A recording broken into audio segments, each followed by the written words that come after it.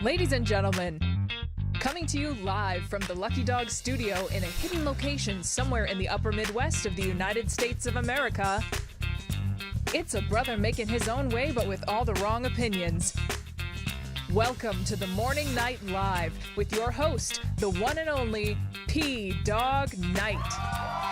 Yeah, hello and good damn morning, everybody. Welcome to the Morning Night Live. I'm your host, Marty, also known as PDawgKnight on the internet, and welcome back to the Dawg Knight Channel, where we talk about the news of the day, things happening now, things happening yesterday, and maybe things happening in the future. I don't know. I might have a time machine.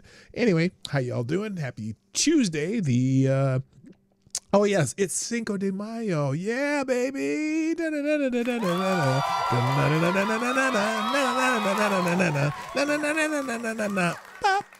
Yes, it is Cinco de Mayo.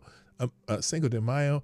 A day that Trump support, anyone who voted for Trump or even thinks about saying something nice about Trump once in a while, even though you hate him, you are not allowed to celebrate Cinco de Mayo today. And to that I say FTG to anyone who would say that, because I don't care. I'm going to do what the hell I want. It's Cinco de Mayo. I'm going to go have a margarita at my favorite Mexican restaurant after my wife gets off work today. And so fuck it. I don't care what you think, you nasty little bastards. Anyway, hi. Let's see. Should we have a show today? I'm trying to just, when I get here as late as I do, or late as I did today, sometimes it's just quite the challenge to get the show started. And so I dug through some stuff, tried to find out as much as I could. What's going on? What is this? Oh no, that's not what I want. Let's go over here. Where's okay, there it is. Okay, so anyway, so I'm still opening stuff. Plus, we've already had someone hijack the show. Yes, Mr. Gunfox61, you are the new Streamlabs Superstar sponsor of the day. Dropping in a couple Hamiltons and some show hijacking material. Congratulations, you are the person to do that, and you're at the top of the leaderboard right now. So congratulations, and appreciate the support. We've been missing you around here, so yeah, thank you very much. In fact, we'll do those life-changing stories as soon as I get through just the intro stuff here, because you will have successfully hijacked the show. So thank you very much. Appreciate it. If you didn't see the notifications while you're waiting, here, I'm going to play them again just for the hell of it. Just because that's how I am. You get a little shake weight action. I think she knows what that feels like. Anyway, he did it twice, so I did it twice. Anyway, let's say hi to people and get this thing going. First in the chat today, none other than Mr.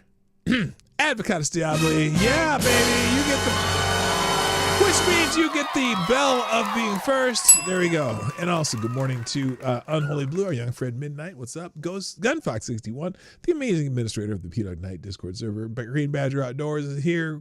Ms. Wild Wolf is here. Mike Savage is here. Blarg. Simon Wilkins. I always keep wanting to say Ergo10 Gooper Police, but that would be Simon Wilkins right there. Also, good morning to, do I see the other blue? Not yet. I don't see any. I'm scrolling down. It's still the same people. Oh, there he is. Blue's here. Unholy Blue. It's Midnight's boyfriend. It's Midnight's boyfriend. Also, good morning, Johnny Boomer Tech, doing your job today. Thank goodness. Also, Tack Alpaca's here. Good morning. And I'm sure other people will be rolling and strolling in as they figure out this show is going. What, Blue? What Queenie? What Midnight? Bro, what? That's just you'd never look. I'm never gonna stop doing it. It's Midnight's boyfriend. Anyway, and also thanks to people sharing the show. Let me figure that out because I haven't done that yet. Let's. There's the notifications. Here we go. I'm not teasing you. I'm celebrating you. What do you mean? I'm not teasing you.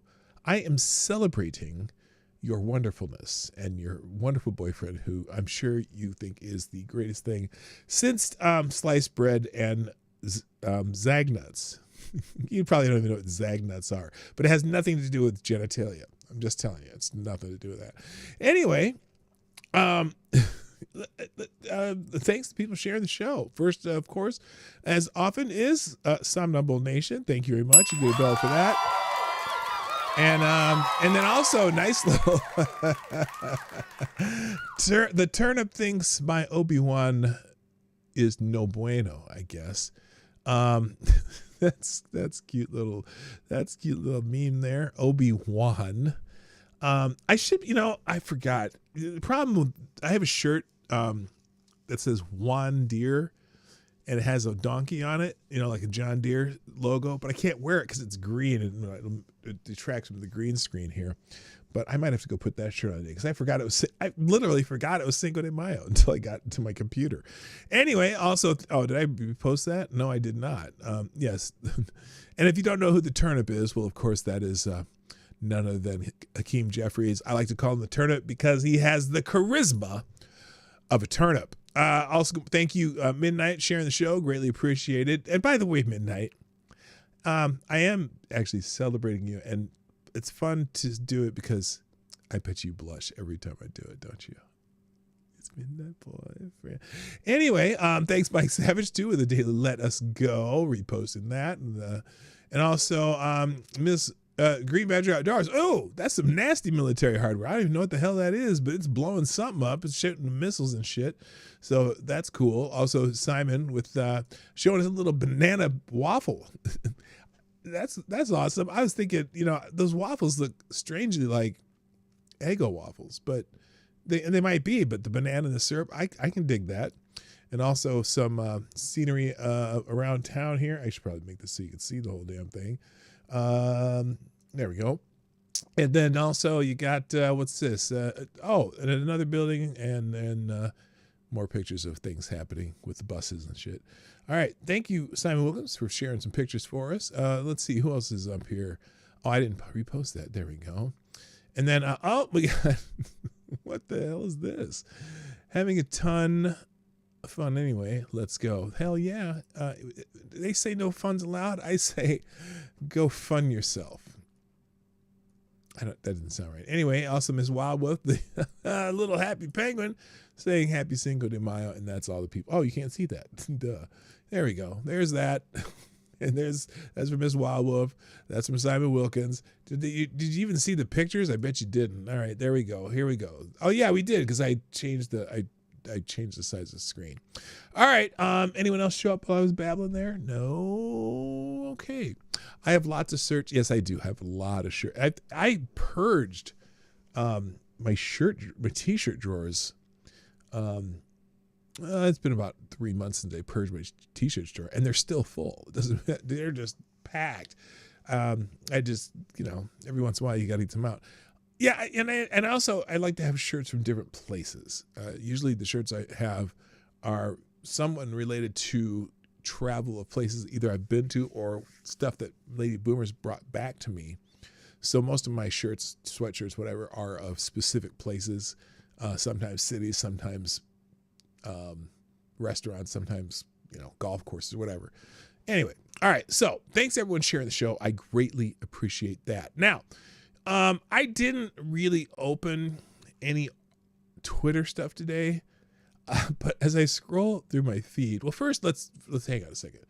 The important thing today is the holiday, and we're going to stick to that for a minute because it is, of course, and I wish I had thought of this earlier. I would have had, Mexican hat dance or something playing. But it is Cinco de Mayo, and everyone should be celebrating that today. I don't know why. It's not Mexican Independence Day. They just won some battle or something, and it's not, it's not even the biggest holiday in Mexico, but they enjoy it. And of course, on the Cinco de Mayo trending topic today, because it's trending number one, the first thing you see is Donald Trump eating a taco. Now, of course, that's not real. Let's see what somebody decided to. What somebody decided to use as the verbiage for this one, because, anyway. Happy Cinco de Mayo, everybody. This taco is fantastic. Okay, so there you go. That's cute. That's lame. They could have done much better. They could have done something much funnier. Like Happy Cinco de Mayo. sayonara, bitches. Never.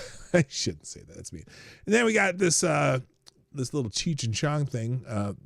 The old school Cheech and Chong. They got a little AI dancing thing. That's dumb. Now here's a good one. This one. Happy Cinco de Mayo. This one might be a little better. Let's check this one out. Now I can deal with this one. Is that Chuck the smarmy prick from New York's humor? Oh my goodness. Hang on.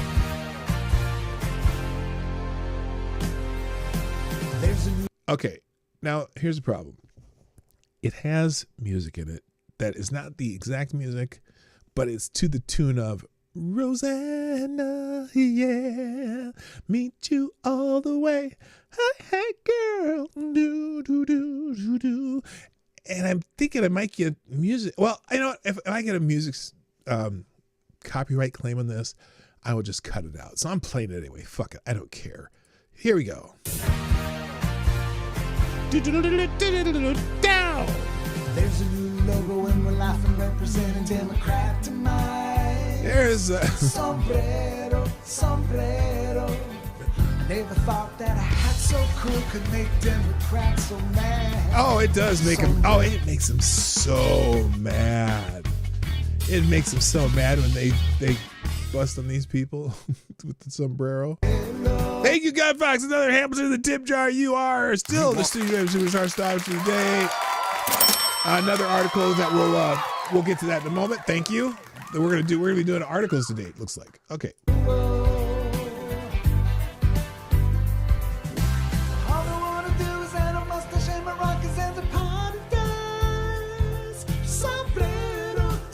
Okay, somebody thought a little bit too hard for this one.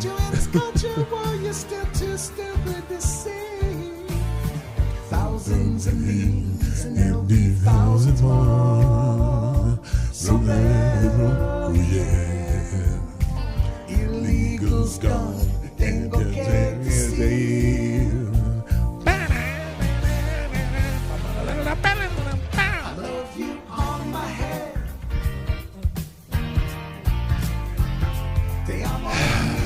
Is it just this? Is it just me, or is the joke too long? I think the joke's too long. I'll put it in the links. How about that? You can watch the whole thing. It's cute. It's funny. But it's too fucking long. It's a minute 46 seconds of this. And it, you can only do so much with AI animation. I'm just saying. It's cute, but it's just going to have to be in a link. So there you go. It will be in a separate link right after the holiday stuff today if you want to see the whole thing. But it's cute, funny, whatever. Yeah. Okay, let's see. Here's another one. Good. Good Tuesday morning, gang. Happy Cinco de Mayo, as I like to call it. Happy Cinco de No Cilantro. Enjoy your day. May your margaritas be strong and your cilantro not existent. So someone who does not like cilantro. Look, I like cilantro in salsa, but not so much like, I don't know. It can be overpowering in other foods, but you kind of have to have cilantro in your salsa. There's a squirrel drinking some tequila. I thought for sure there'd be more Trump bashing for Cinco de Mayo. Now, obviously, the Three Amigos, which is in my thumbnail here, that's special. There's some clips from Three Amigos. I was waiting for people to be pissed off about Donald Trump even thinking about celebrating Cinco de Mayo. Anyway, so there you go. They got lots of people. I'm scrolling way too fast. I got to be careful. You might get some Cinco de Mayo titties or some shit on here, and I don't want that. All right. Anyway, happy Cinco de Mayo, everybody. Now, other things that we can be celebrating today. Let's break out the holiday calendar and see what else you should be celebrating today. Then we'll get to some news. Obviously, Cinco de Mayo, commemorating some battle that some guy had with the Mexicans, and the Mexicans won or some shit. I don't know. Also, National Teacher Day. Show appreciation on National Teacher Day. Only the good ones. Which it should be called National Indoctrination Day, the way the what is it, the NEA, National Education Association, and what's the other one, something Federation of Teachers. They are political entities, and I'm about had it with public school teachers. Nail Day, no, it doesn't mean like Jesus on the cross or anything like that. Wow, I went there. No, as in fingernails. By the way, do you trim your fingernails? I trim my fingernails pretty regularly because I can't stand my fingernails growing out, and I try not to peel them because then I get that little bloody point at the corner of the finger. Anyway, happy nail day, National Astronaut Day, which kind of reminds me of the Minnesota flag. National Astronaut Day. National Cartoonist Day, National Concert Day, National Hoagie Day. Oh, get yourself a hoagie. Okay, let me ask you real quick. Wherever you live, or your part of the country, what do you call that type of sandwich? Do you call it a hoagie? Do you call it a sub? Do you call it a hero? Are there any other names? There's that's the same. There's a sandwich here called a guinea grinder, but I don't think it's necessarily a hoagie. But what do you call it where you live? I think we call them subs here for the most part. Sub, hoagie, hero, all of them. Oh, okay. Well, I'm just curious. And then let's see. Also, Children's Day, whatever, Kodomo no Hi, whatever. That must be in a foreign country. International Midwives Day. Yeah, for people, those ladies out there doing the delivering of babies. National Devon Day, if your name is Devon. Great Lakes Awareness Day. Yeah, I am a big fan of the Great Lakes. And even more so since our trip a couple years ago, we went to Mackinac Island and Mackinac City, and where Lake Michigan and Lake Huron meet, but also then we traveled along the south shore of Lake Superior. I've been along the north shore of Lake Superior. I've been to Lake Erie. The only one I haven't been to is Lake Ontario. So that's kind of a bucket list thing. When we go to see Niagara Falls, then we'll see. Wait a minute, is Erie on Lake Ontario, or is it on Lake Erie? I can't remember. Or does it kind of split the two? Anyway, Sleep Apnea Awareness Day. Yeah, I'm aware of that every night. I wear my little CPAP thing. Liberation Day, whatever that is. I don't even know what that says.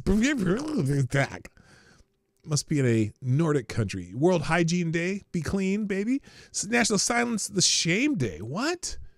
Let's break the stigma surrounding mental health and have open conversations and support each other. I'm down with that. Hug a shed and take a selfie day. How do you hug a shed? What does that even mean? La Baomer Day. Is that like a now they show a bunch of very Orthodox Jews dancing. That must be a Jewish celebration. And then World Portuguese Language Day. You know what? I'm still having trouble learning Spanish, so I'm not going to be doing the National Portuguese Day. I'm just saying Portuguese Language Day. But, if you're in Brazil or Portugal, that's very important to you. All right. Let's get into the news. First of all, Gunfox sent me 3. Let's do the breaking news one first, which I'm going to open right now. And see what this is. Okay, this is from out of Q Captain, happening in the Middle East. Easy for me to say. Apparently, let's see, a Maersk. Oh, hang on. A Maersk ship exit Hormuz under U.S. protection. Yes, the U.S. is escorting ships through the Strait of Hormuz right now. Oh, this is kind of jacked here, isn't it? Let's try it this way. Is that better? That's better for this article. Maersk, which is the big shipping company, has confirmed that one of its vessels involved in Monday's U.S. escorted transits of the Strait of Hormuz was its U.S.-flagged roll-off ship, Alliance Fairfax, marking one of the clearest tests so far of Washington's efforts to reopen the waterway. In a statement, AP Moeller, Maersk... What? Oh, I guess that's the full name of the company, AP Moeller Maersk. Said the vessel was operated by Faro Lines, a subsidiary of Maersk Line Limited, successfully exited the Persian Gulf on May 4th under U.S. military protection, completing the transit without incident, with all crews safe. The ship had effectively been stranded in the Gulf since the outbreak of the conflict between the United States and Iran in late February, when shipping through the strait largely collapsed amid missile, drone, and mine threats. MLL was contacted by the U.S. military and offered an opportunity for the vessel to exit the Gulf under U.S. military protection. They said in a statement, following the development and coordination of the comprehensive security plan with the United States military, MML Shoreline and the shipboard leadership approved the transit. The vessel subsequently exited the Persian Gulf, accompanied by U.S. military assets. Now, there is the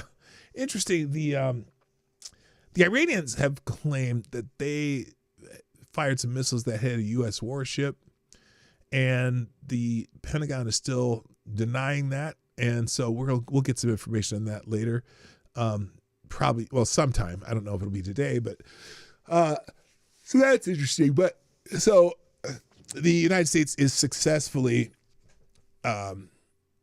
escorting ships through the Gulf for safe, or through the Strait for safe passage. So there's a lot more information here. Oh, then down here it's talking about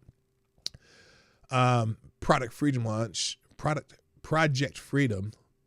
Donald Trump announced the initiative dubbed Project Freedom on Sunday, framing it as a humanitarian mission to assist neutral and innocent ships trapped in the strait amid months of escalating conflict.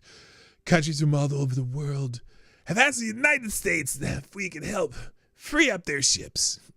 Yeah, Trump said, adding that many vessels are running low on food and essential supplies. So they are starting to escort ships through the Gulf. Thank you, Gunfox. Another article here, and also breaking news. So we'll go to that one right away too. Here we go. U.S. flying gas station goes missing over Qatar. And it was called emergency moments ago. The flight tracking data shows the plane flew in a circular pattern in the air for a while before it began its descent for landing.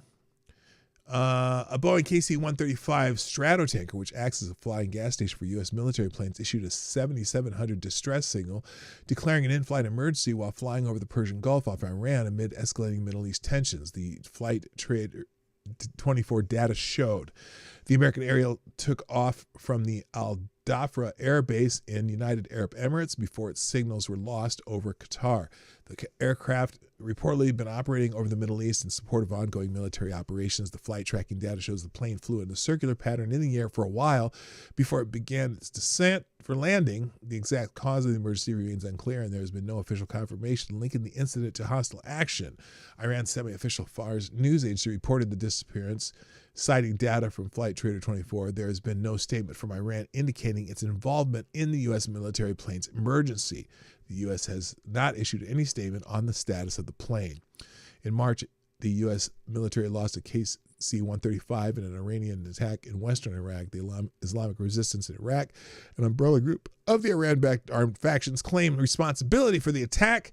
Group said it had shot down an aircraft in defense of our country's sovereignty and airspace. So, and then they go into what a KC-135 Stratotanker is. Like I said, it's a giant gas station, a giant refueling plane for planes in flight while they're on mission. So that's interesting. We'll hopefully get more information about that soon too. So thank you, Gunfox. Another one. While we're at it, let's just go through the list since we're here. The first one Gunfox sent me was this one from the New York Post.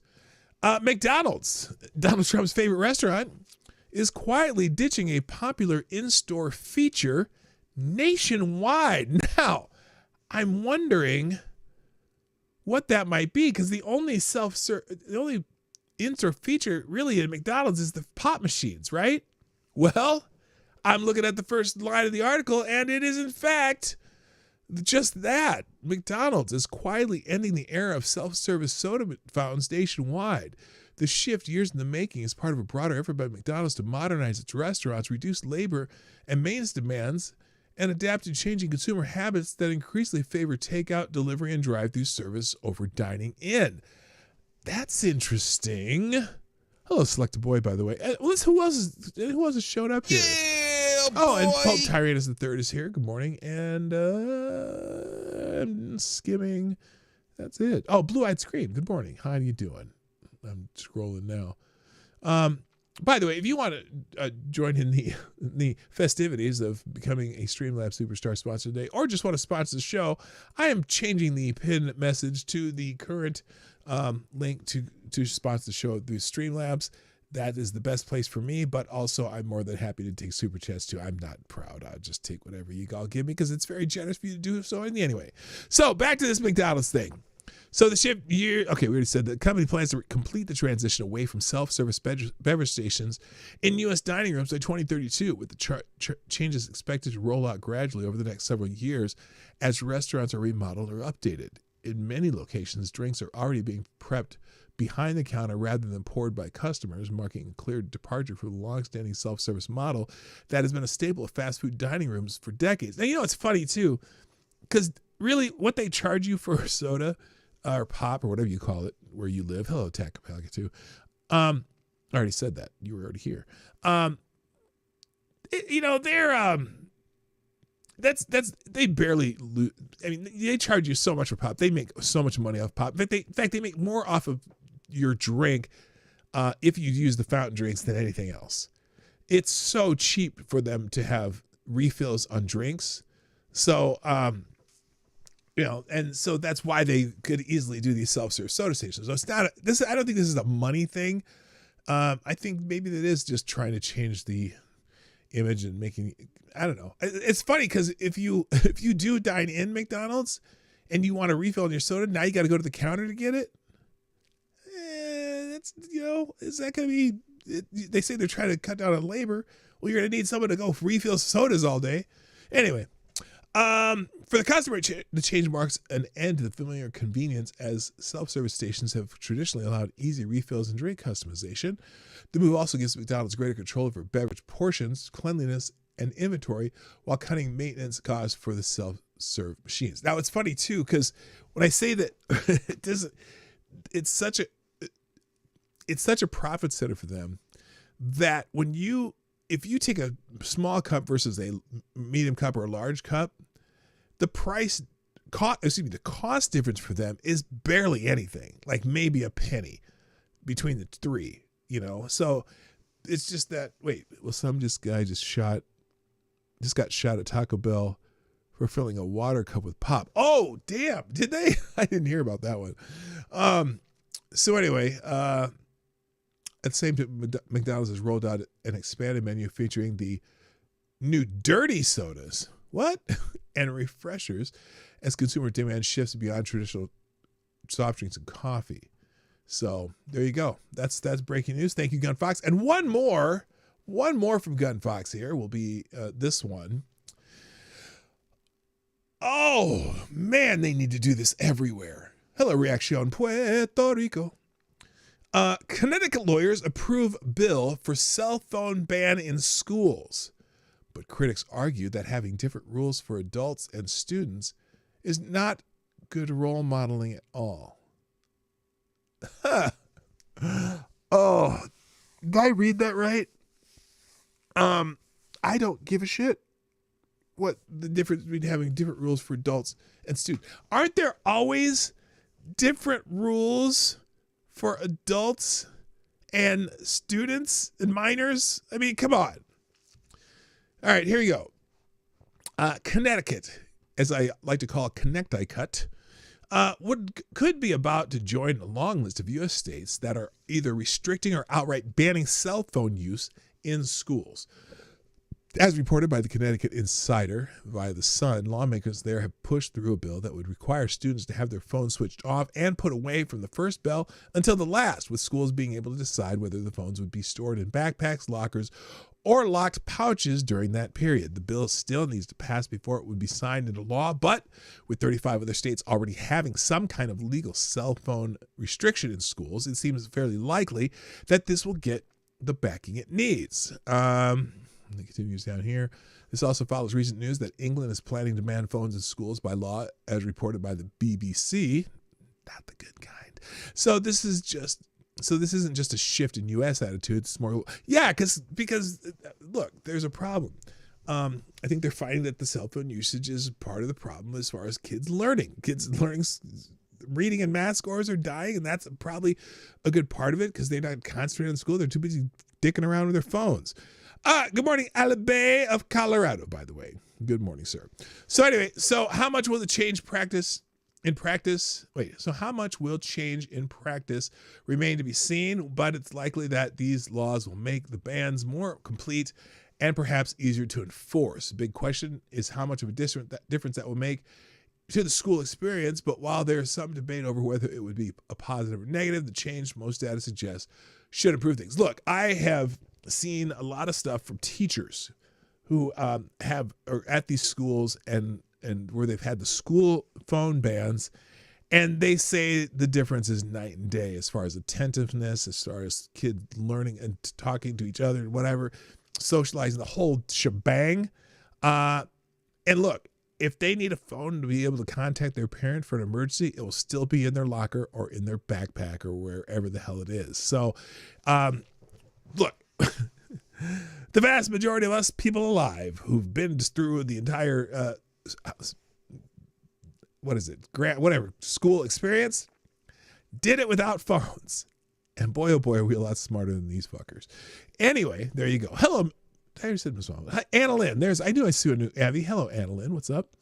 Less tech equals higher grades. Yeah. And also, I think too, one of the things that I think they need to get rid of like tablets and shit in school and stop using that tech for learning.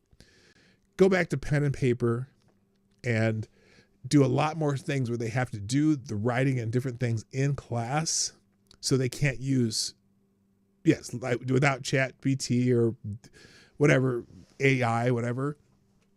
They can always learn how to work with AI in a class about computing, but otherwise, leave that shit at home or leave it.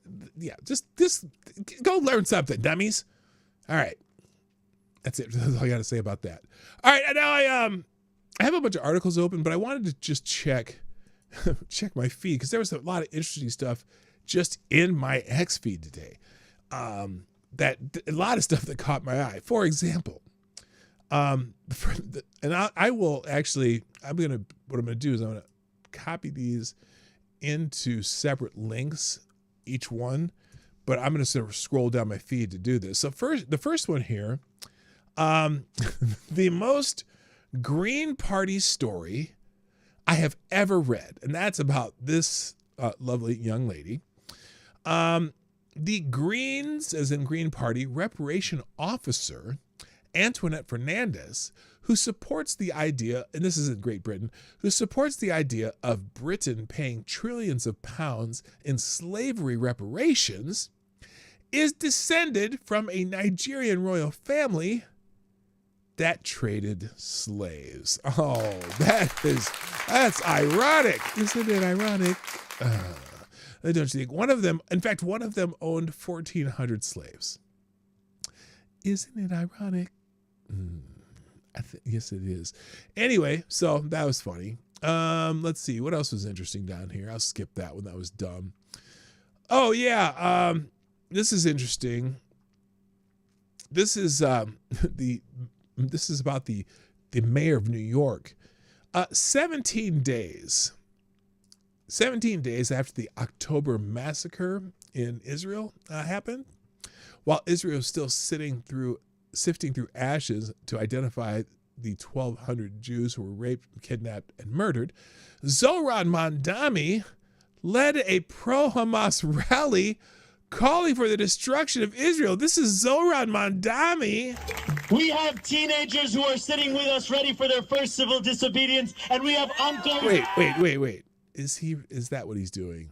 Did they get this wrong? Let's listen to what he says and see if this is an accurate report, because I don't want to be inaccurate. No deal for the teenagers. The only way we can honor the lives of those who have been taken from us is to resolve the context within which they all live, and that means end the occupation. Okay. So in other words, he's kind of, it is kind of a pro-Hamas rally if you're saying end the occupation, right? That means end the blockade and the siege. You mean the war that you started? The war they started? What are you talking about? That means end the apartheid system of government. Wait a minute. Apartheid system? Has he ever been to Israel? Israel has no apartheid government. Oh, does he mean Gaza?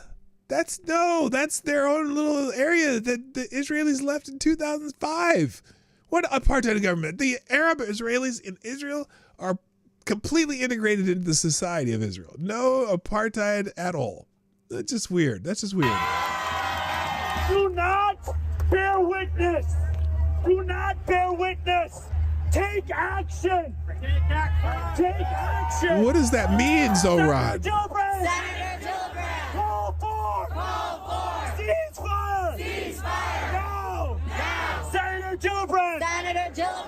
You are complicit in the Wow. genocide. Oh, there's that word again. There's that word again. Genocide. Oh my God. They don't. I would like to sit down with him. What is his definition of genocide? What is his definition of genocide? Now, granted, Hamas explicitly calls for the genocide of Jews, but I don't think that the Israelis are doing that. Even if, especially if the Gaza Health Ministry says, gave you numbers that certainly have nothing to do with the numbers of people who live in Gaza, and especially genocide of so-called self-identified Palestinians, whatever that means, because in the West Bank and Gaza, there's over almost 6 million total. And look, when Israel left Gaza in 2005, there were about 1 million people living in Gaza. And just before October 7th, there's almost 2.5 million people in Gaza. That they are, again, Timu genociders. I'm sorry, they are just very bad at it, and or just plain their genocide just doesn't work because the numbers just keep growing. And 70,000 out of 5 or almost 6 million Palestinians, I'm still going to say, really it doesn't count as a genocide, especially when it's a war. A war in which also Israel is expected to give humanitarian aid to the people that they're fighting. Hundreds of trucks of humanitarian aid. They have to feed the people who are stuck around the people they're fighting. So, pretendicide. Yes, that's what it's called. Pretendicide. Senator Gillibrand. Not in. Our name. Not on. Our time. Senator Gillibrand. We will. Not stop. Until you call for a ceasefire. Let's go. Okay, there you go. So Ron Mondami. That was right around after October 7th. All right, there you go. Did I I don't know if I put that one out there anyway. Like I said, I'm going to put all these in separate links just for your own entertainment or to catch up later. That might not have been it though. Oh, that was it. Okay, now this is interesting. So in Minnesota, we're having some problems with fraud, and you've heard about it a lot. And everyone's talking about Minnesota fraud, and the Minnesota Senate has a fraud committee, and they've been calling witnesses to come talk to the fraud committee. The problem is the witnesses they call who work for the state of Minnesota. Hello, Lord Stanhope, by the way. The witnesses they call for the state of Minnesota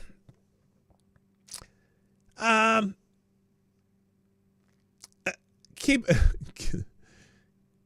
leaving their positions, so then they can't call them. So, for example, breaking news: Republicans react after Tim Walz announced that Shireen Gandhi is out as commissioner of the fraud-plagued Department of Human Services. Gandhi was set to appear before a Senate committee for her confirmation hearing. She was going to be the new commissioner. Not what she knew, or she going to be reconfirmed. Anyway, Gandhi was set to appear before Minnesota Senate Committee Tuesday for her confirmation hearing for the second time in under a year, the day before a Walz employee is set to face tough questions over the DHS response to fraud. They've removed the person from the position. Gandhi will stay on for the time being as deputy commissioner. John Connolly will serve as a temporary commissioner. So they were going to try to prove her to be the new commissioner of the Department of Human Services, but they decided they're not going to put her up there because she's going to have to answer some tough questions as someone who was the deputy commissioner. So That's one way to do it. Just hide the, what do they call it? Hide the used to call it hide the decline. That was what they used to do about the climate change thing. Yeah, well, this is hiding the decline of the entire state of Minnesota's government. All right, and then there was a couple others here. Oh, in the span of 8 years, Minnesota paid out more than $67 million to the 9 daycares that were raided by the feds last week. According to the state data, here's the report from Channel 5, the local ABC affiliate. I want to focus on those 9 daycares raided by the feds. We have learned the state sent them $67 million in the last 8 years. That's your tax dollars. Now, to be fair, that's less than $10 million a year. That's pocket change. Come on, who cares, man? Oh wait, that's just 9 of them. Wait till they start digging into all these businesses, because this is the daycare fraud now. This isn't even the feeding our future. They're not even they didn't even see the iceberg yet. It's not the tip of the iceberg. The side of the boat scraped a tiny little portion of the iceberg right now. That's about it. Spend on this child care assistance program known as CCAP. We look back at the last 8 years, but I want to focus on just the last 2 years in state data that we obtained. 2 years. These 9 providers went from collecting about $8 million in 2023 to more than $16 million in 2025. So over 2 years, they cooked. Oh, wait a minute. Why did it have to be 6-7 million, right? But yeah, from 2023 to 2025, they doubled what they were collecting from the state. Now, do you think they doubled the number of daycare clients? I'm just gonna go out on a limb and say they probably did not. In fact, it may have been just some ghost stats there. That's more than double in just 2 years. But then look at this. The number of kids served remained relatively flat. A little fluctuation, but right about 1,000 kids every single year. Who's watching this? Nobody. Nobody. I want to focus on those 9 Nobody's watching the daycares in Minnesota. Nobody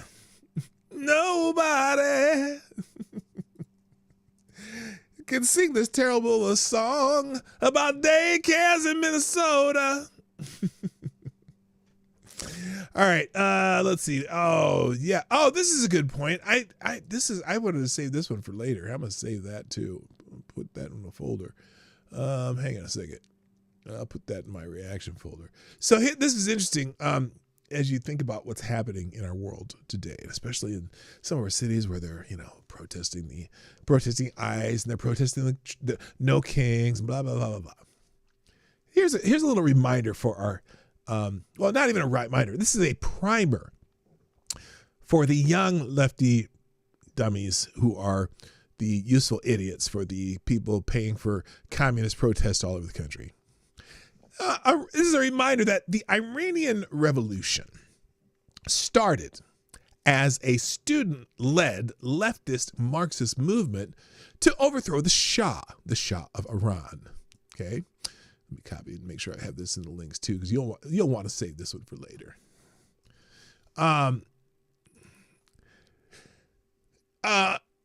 Then Muslims joined in, presenting themselves as anti-imperialist too.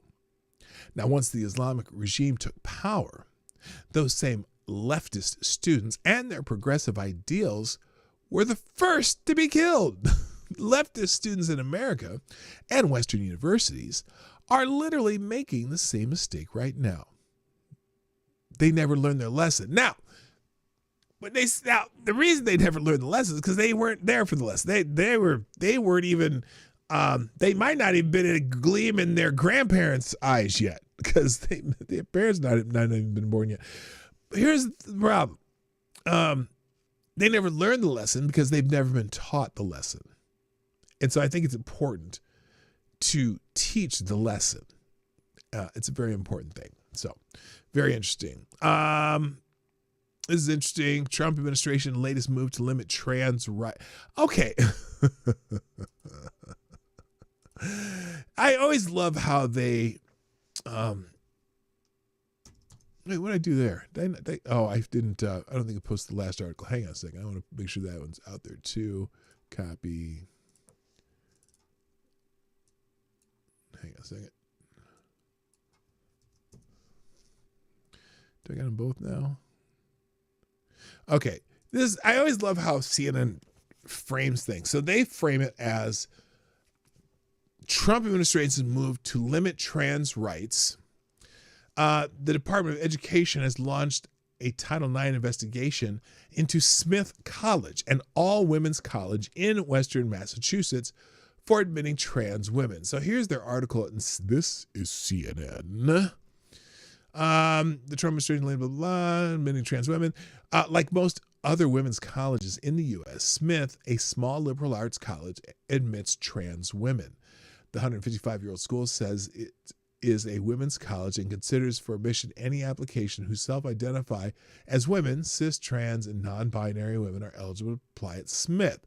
In a Monday statement, the Department of Education said it is investigating Smith for admitting biological men and for granting them access to women-only spaces, including dormitories, bathrooms, locker rooms, and athletic teams. Now, I don't even need to read any further, okay? We understand what the issue is here. This is one of those areas where I think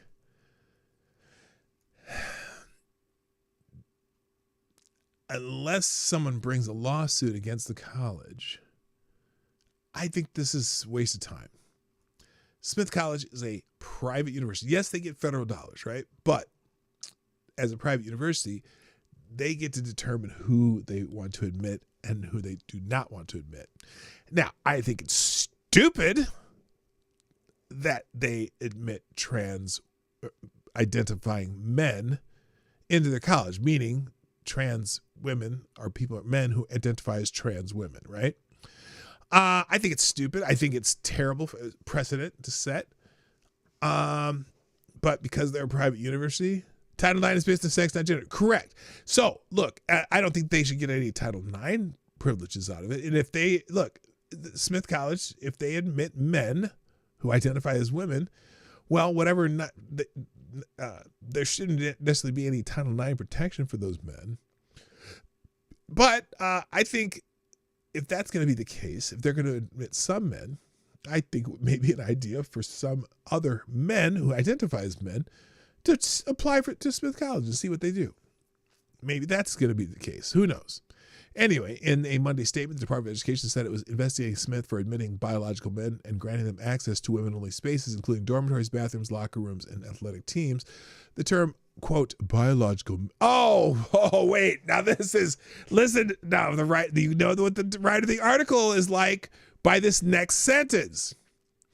Quote, the term biological men, end quote, though often used by opponents of trans rights to describe trans women, is not commonly used by trans people. Like I give a fuck. I speak the dialect of English that I speak.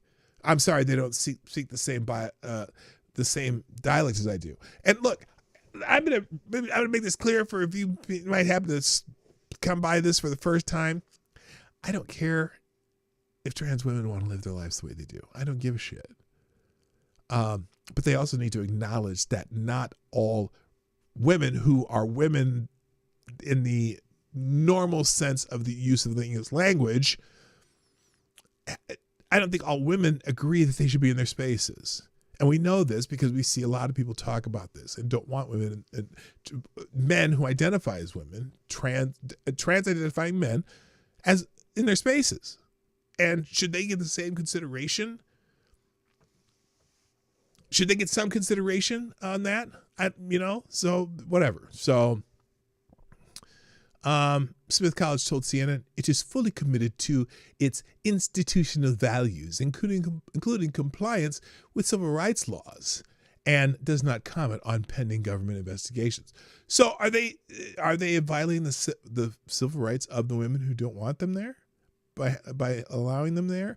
The Education Department says it's investigating whether the college's policy violates Title IX, a landmark federal civil rights law that bans sex-based discrimination in any school or any other educational programs that receives federal funding. Well, then that means they would have to admit just men, right? Because that's by being a women's only college, you're discriminating against men, right? Lord crazy, what?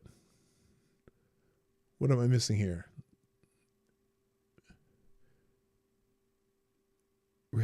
Minnesota's not a serious state. No, we're not. Hello, Green Badger Outdoors, by the way.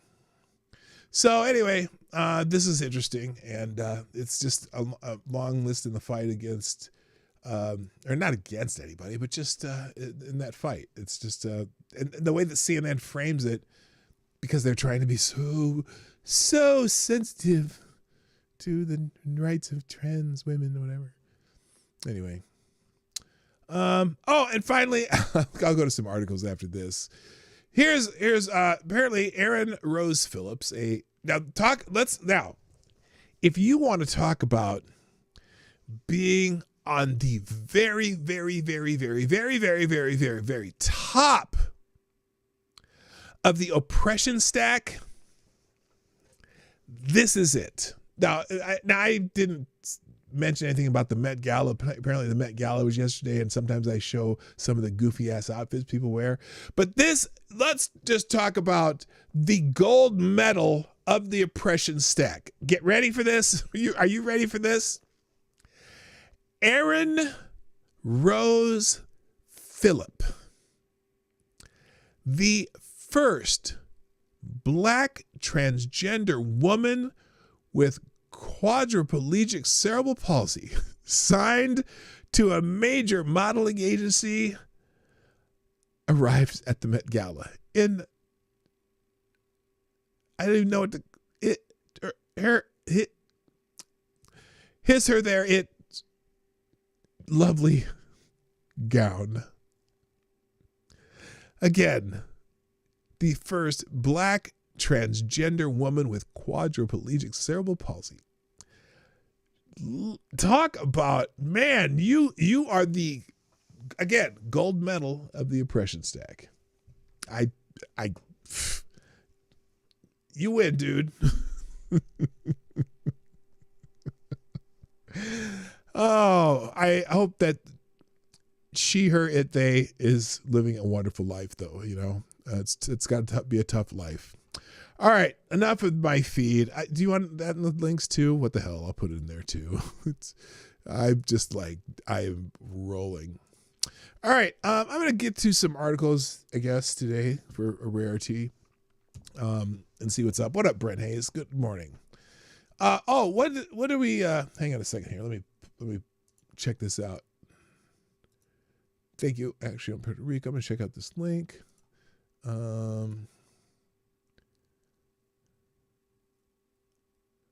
Oh God. Okay, let's talk about Minnesota. Thank you, reaction Puerto Rico. This would be one tomorrow for sure.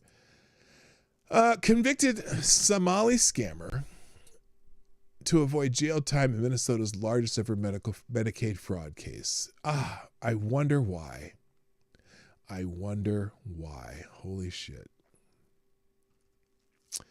A Somali scammer convicted in Minnesota's largest ever Medicaid fraud case will likely avoid jail time after striking a plea deal with Attorney General Ellison's office last week. He should recuse himself on the basis of conflict of interest.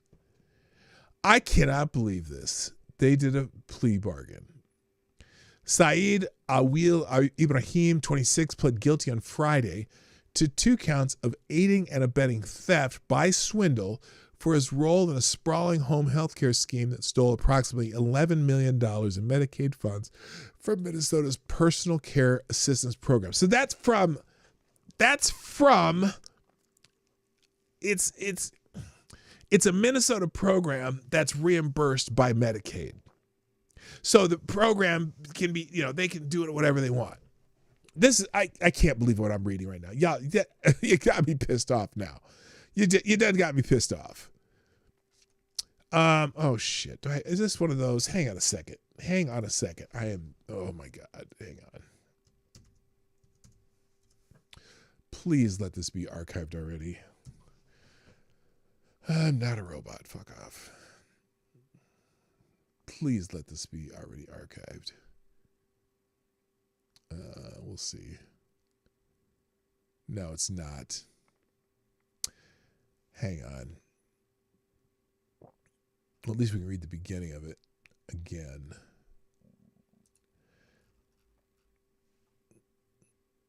I should probably get a subscription to Washington Examiner. This is the guy who fled the country during his trial. Are you kidding me?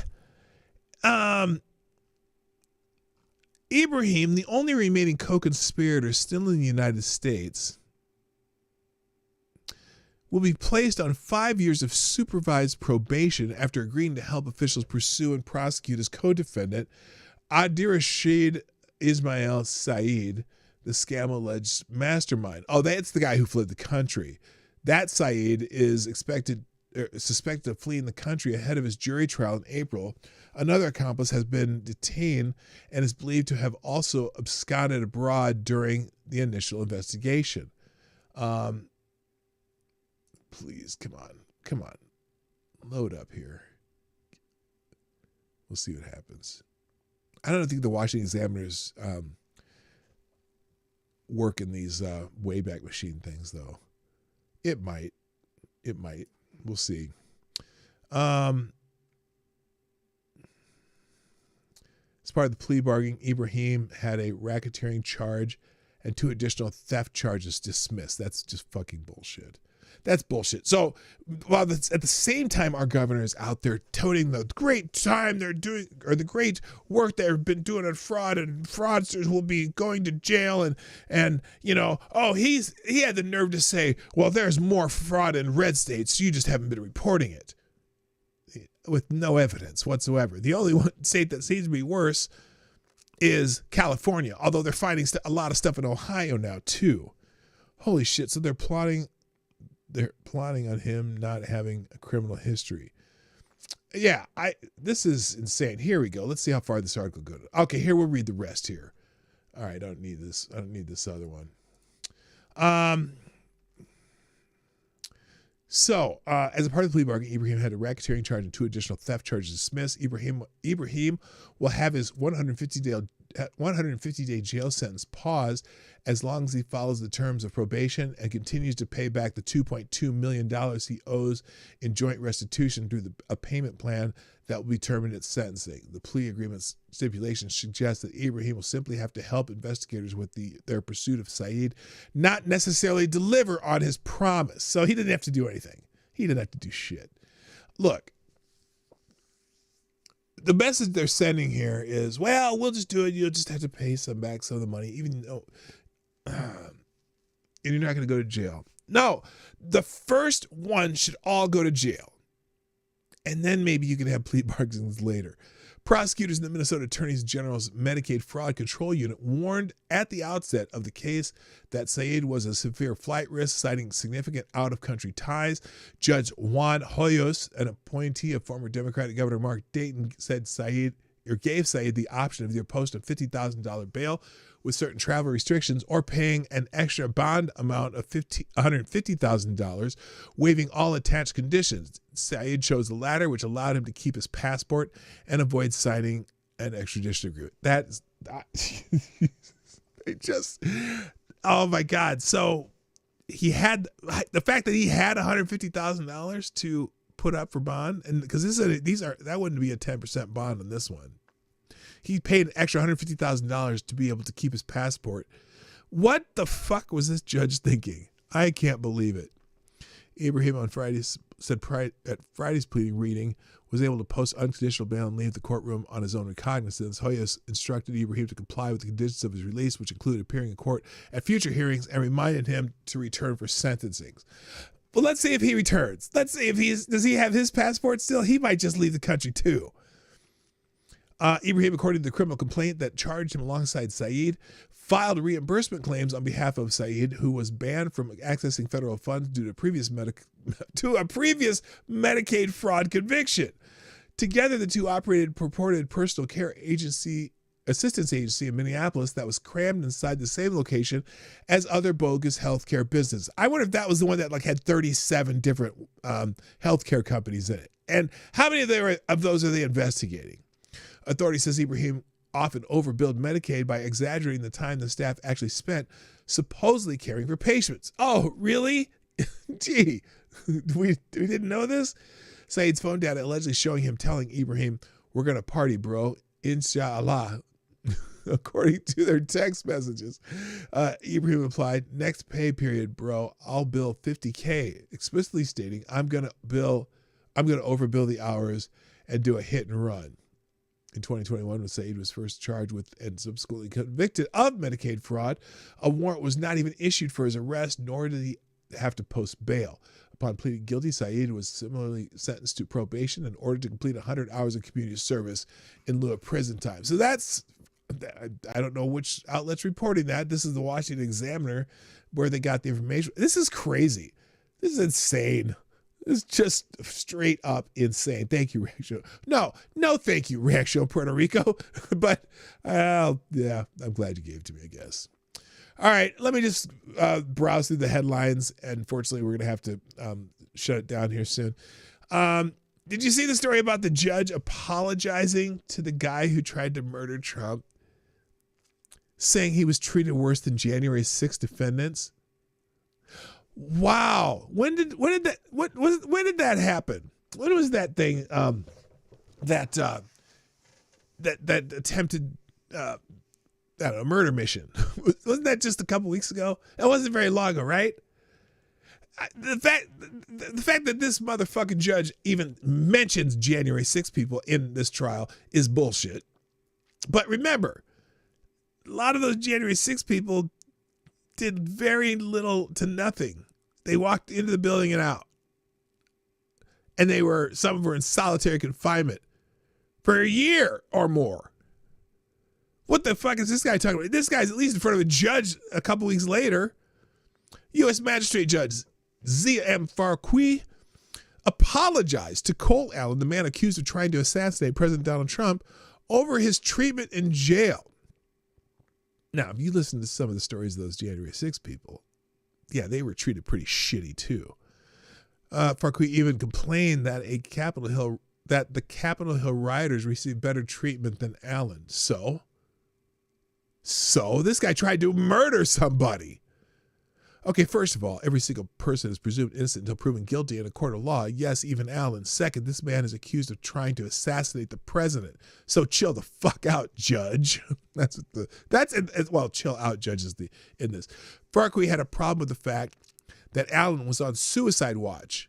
Suicide watch protocols mandated that Cole remain in a 24-hour lockdown in a safe cell and have no phone access or call or receive visits from anyone other than his legal team, according to the motion.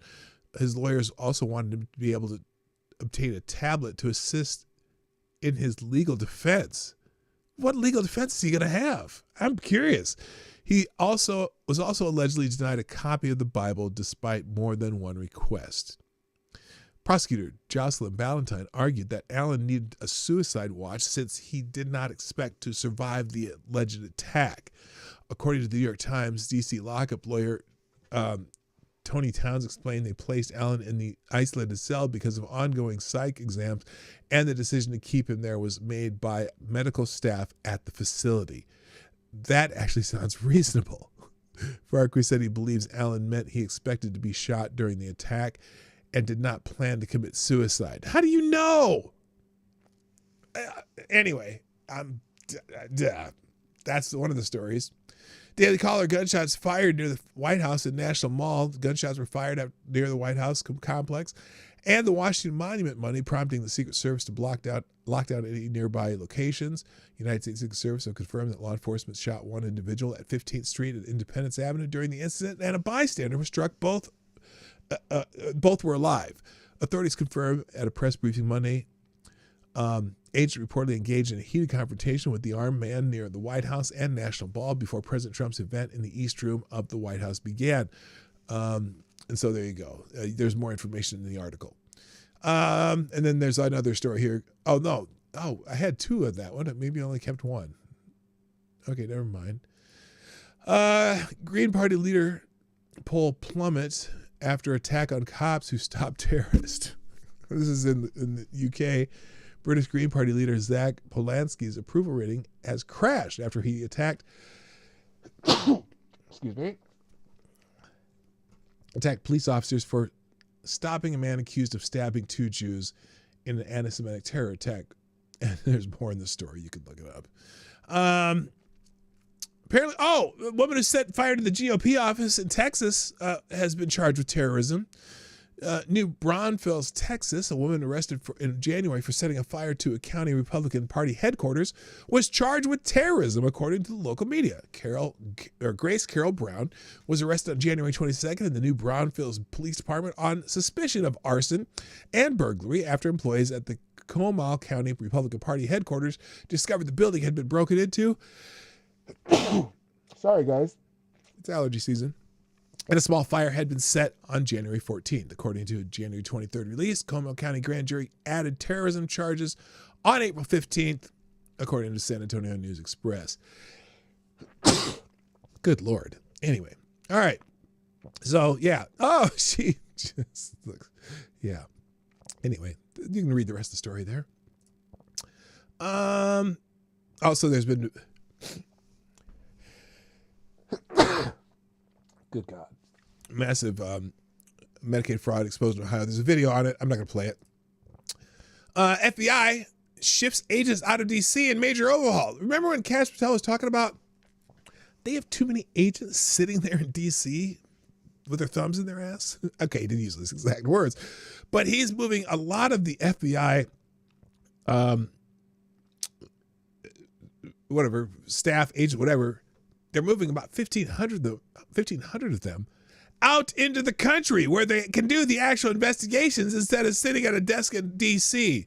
In 14 months, Cash Patel has done what his predecessors wouldn't, and in many cases actively resisted, broken the FBI's decade-long grip on Washington and started returning the Bureau to its actual job.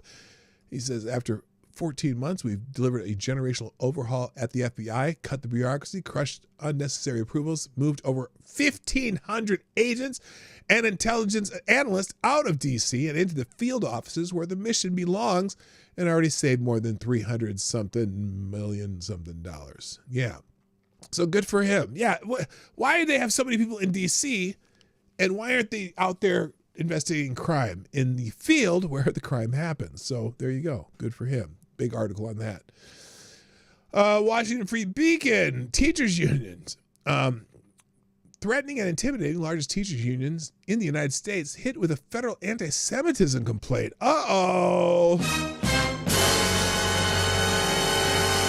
The National Education Association was hit with a federal complaint Monday alleging that it subjected Jewish members to an anti-Semitic environment, according to a copy of the complaint shared with the Washington Free Beacon. The complaint filed by the Louis Brandeis Center for Human Rights under the law with the U.S. Equal Opportunity Employment Commission alleges that the nation's largest teachers union allowed activists within the organization to harass Jewish members. At the NEA's 2025 Representative Assembly, the group's annual gathering, for instance, the union debated a resolution banning materials from the Anti-Defamation League from appearing in classrooms. Well, look, the ADL is kind of a fundraising organization like the SPLC, too. They just have anti-defamation in their name.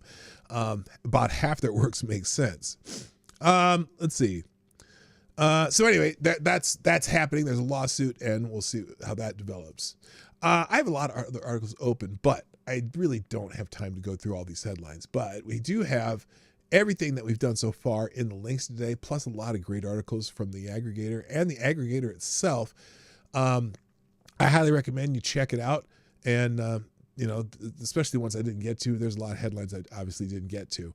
But I do this every day, so I don't know if any of you guys ever use this. I hope it's helpful, or if you're trying, especially if you're trying to find, I want to find that article that he talked about this morning. Well, I make sure that you have them in one place you can find them easily, and that is in the link that I'm about to put in the chat. And I also drop this link in the description every day for every story for people who are watching the replays. So there's the link for the day. I didn't even give a name to it. Oh, wait, that's not it. That's the Frosty Beacon. Hey, let's stop that. Let's get rid of that. What's this? Hang on a second. Why did that pop out? That's weird. Huh. Hang on a second. Let's start over.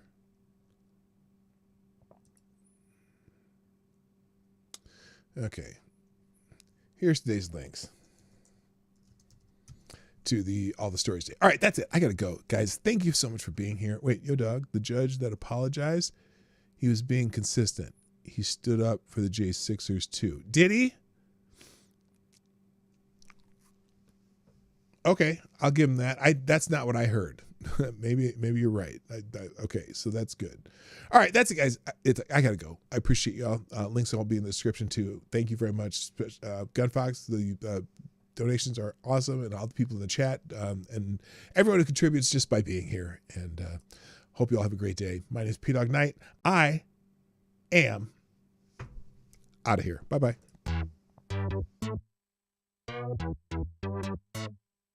Hey, this is PDawgKnight, and thank you for watching today on the PDawgKnight channel.